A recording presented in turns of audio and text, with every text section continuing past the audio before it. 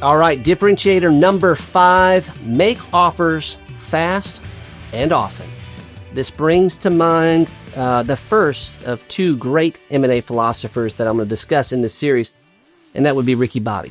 You all know the saying, if you ain't first, you're last. That's true in life. It's certainly true in growth via acquisitions. And I'll tell you a quick story that reinforces that. We had a client that we were running through a process right out of the box. It's about 70 million top line revenue, ton of activity, ton of interest. We had probably 8 people within the first week tell us that an offer was forthcoming, probably over the next 3 to 4 weeks. And we actually had 1 written offer already in hand. We go report this to our client. We're very excited. We're like, hey, we're like barely into this marketing effort. We're having all kinds of traction. Stay tuned, more to come. And he says, guys, I'm going to stop you right there. I don't need somebody to take 4 weeks to tell me that my business is special. This guy's already told me that. And I'm old school. So if it's all right with you, let's just press pause on all those other folks. And let's see if I can get a deal done with this one guy, because I like the way that he operates. Think about that.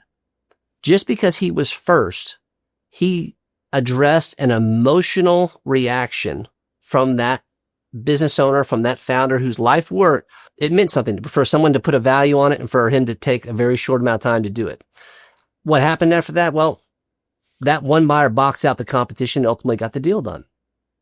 And I think this is a great point to make for folks. How do you differentiate from the rest when you can't always compete on price? You have to be first.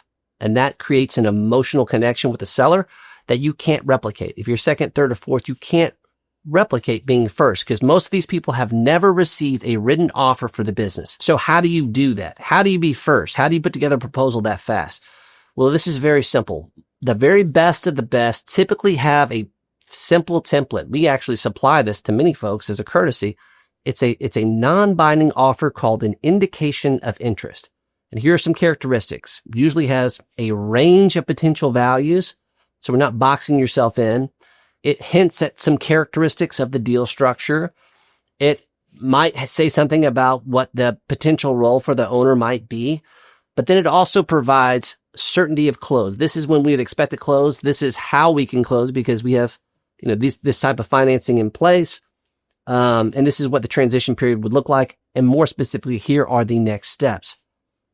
For someone who's never received a written offer for their business, even if it's non-binding, that's pretty compelling.